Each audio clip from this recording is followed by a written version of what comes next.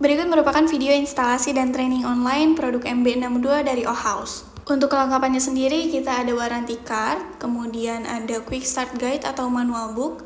Selanjutnya kita ada juga production certificate, di mana di sini kita bisa lihat serial number, maximum capacity, readability, dan juga moisture range. Termasuk di dalamnya ada glass fiber untuk sampel liquid, kemudian ada juga sampel pen, kita kasih sebanyak 50 piece setiap kali pembelian.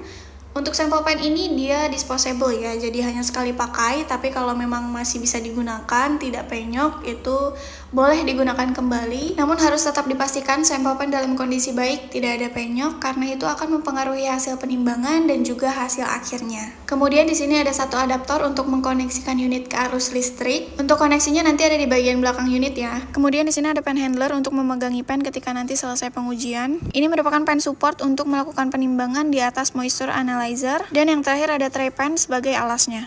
Untuk instalasi atau pemasangannya, kita letakkan tray pen terlebih dahulu di atas unitnya. Posisi tray pen yang agak lebih lebar ada di bagian depan ya. Selanjutnya kita letakkan pen support ke lubang yang ada di atas tray pen. Dipastikan posisinya seperti ini atau sampai bunyi klik. Selanjutnya untuk pen holder tinggal kita letakkan saja seperti ini. Sebelum melakukan pengujian, kita harus pastikan water pass berada di tengah lingkaran dengan cara mengatur kakinya. Kaki yang dimaksud adalah bagian bawah dari unit yang berwarna merah, di bagian depan ada 2 dan di bagian belakang pun ada 2. Cara mengaturnya adalah dengan memutar kedua kaki ke arah yang sama searah dengan jarum jam. Misal mau ke arah belakang berarti kita putar searah jarum jam kedua kaki yang bagian belakang, atau mau ke depan itu sama aja, kita putar searah jarum jam kaki bagian depan dua-duanya. Ke arah kanan berarti depan dan belakang bagian kanan itu diputar searah jarum jam, begitu pula sebaliknya untuk ke arah kiri.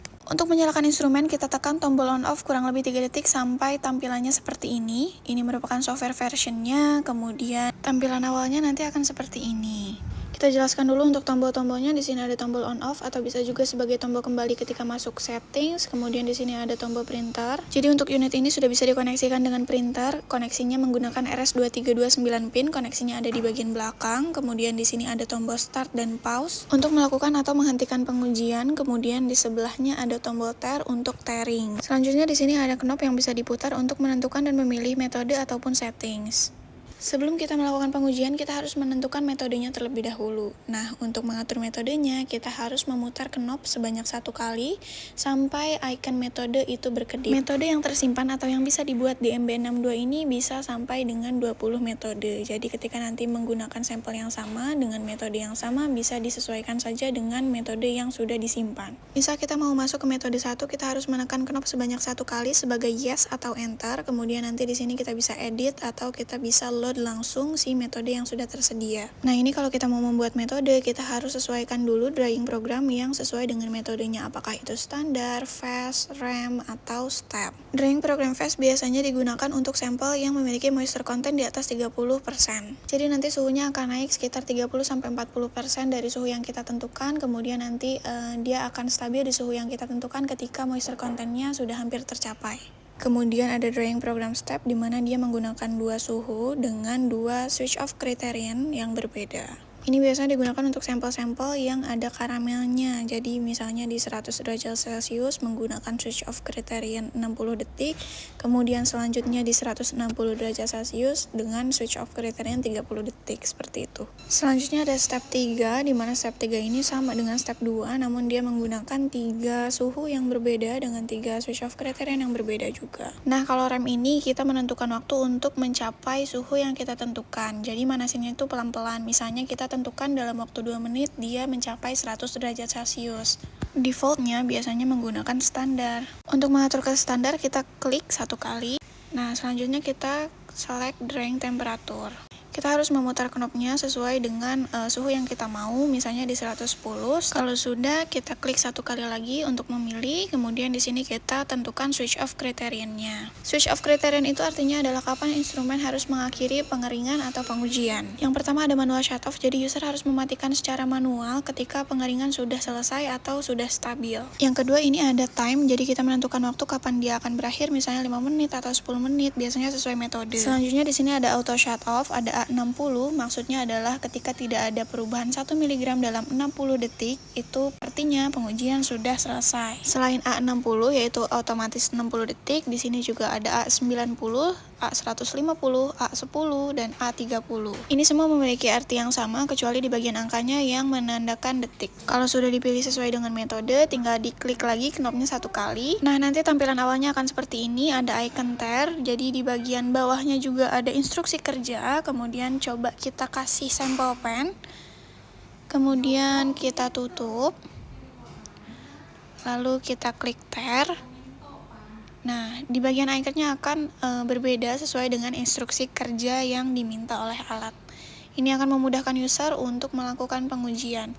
Misal kita masukin sampel, ketentuan untuk sampel itu minimum di 0,5 gram, namun biasanya disarankan di 3-5 gram karena repeatability yang cukup bagus di gramasi tersebut. Perlu diperhatikan untuk distribusi sampel haruslah merata, tidak boleh menumpuk seperti ini karena nanti ditakutkan ada sampel yang tidak teruapkan secara sempurna. Kalau sudah, langsung saja kita tekan tombol start untuk melakukan pengujian. Nah, selanjutnya kalau kita mau masuk settings, ini kita tekan tombol knop agak lama sampai muncul seperti ini. Kita select functionnya, misalnya kita mau masuk ke sampel ID, atau kita mau lihat hasil, atau kita mau lihat metode, atau kita mau masuk settings. Kalau misalnya sudah, kita tinggal tekan sekali. Untuk memasuki menunya lagi, kita tekan lagi 1 kali. Selagi melakukan instalasi dan juga sebelum melakukan pengujian, biasanya kita lakukan adjustment dulu untuk menyesuaikan suhu dan juga massa dari alat dengan standar yang sudah terkalibrasi. Selain dari situ, di sini juga ada general, di mana di sini ada bahasa, kemudian di sini juga kita bisa atur kecerahan, kemudian di sini juga kita bisa atur suara, ada auto dim, kemudian ada auto off juga ketika tidak digunakan bisa langsung mati. Di sini ada status light juga. Di communication di sini ada RS232 bisa kita atur. Kalau misalnya mau koneksi dengan printer, ini bisa kita atur layoutnya dan segala macam dari sini. Untuk tipe ini sudah ada JLP-JMP juga, jadi kita bisa masukin project name, company name, department name, instrumen ID. Nah, di sini juga ada settingan sistem dan data. Untuk mengatur date format bisa kita sesuaikan sesuai dengan ketentuan dari perusahaan, misalnya hari, bulan, tahun gitu. Untuk pengaturan waktu juga bisa dari sistem dan data. Selanjutnya, karena di sini hanya bisa menyimpan 200 result atau hasil, kita bisa langsung auto delete untuk hasilnya. Dan untuk metode di sini hanya bisa 20 metode. Di sini juga kita bisa langsung reset metodenya. Kita juga bisa menghapus result atau hasil yang sudah tersimpan di sini. Selain itu kita juga bisa reset settings di sini, bisa reset general, kemudian bisa reset PGMP-nya, communication-nya, atau kita kembalikan ke factory reset. Nah, di menu settings ini ada instrumen info juga, jadi kita bisa lihat tipenya apa, serial numbernya berapa, software versionnya apa. Ini biasanya diminta ketika kita ada warranty claim. Kalau sudah, kita tekan N. Selanjutnya kita lihat lagi selain settings, tadi di sini juga ada metode. Nah, untuk metode di sini kita bisa lihat dari metode 1 sampai metode 20. Kalau kita back, kita bisa masuk ke result atau hasil yang sudah pernah dilakukan. Di sini kita bisa lihat hasil keberapa, kemudian dilakukan tanggal berapa, jam berapa, dan hasilnya berapa, dengan metode yang digunakan apa, dan berapa menit waktu yang dibutuhkan untuk melakukan pengujian. Kalau knopnya kita putar, di bawah ada instruksinya, bisa kita delete atau kita bisa cek resultnya. Kalau kita klik 1 kali, kita bisa lihat juga persen dry contentnya berapa, persen regainnya berapa, seperti itu ya. Oke, mungkin cukup sekian untuk instalasi dan training melalui video. Jika ada yang kurang jelas atau pertanyaan lebih lanjut, bisa hubungi saya. Terima kasih.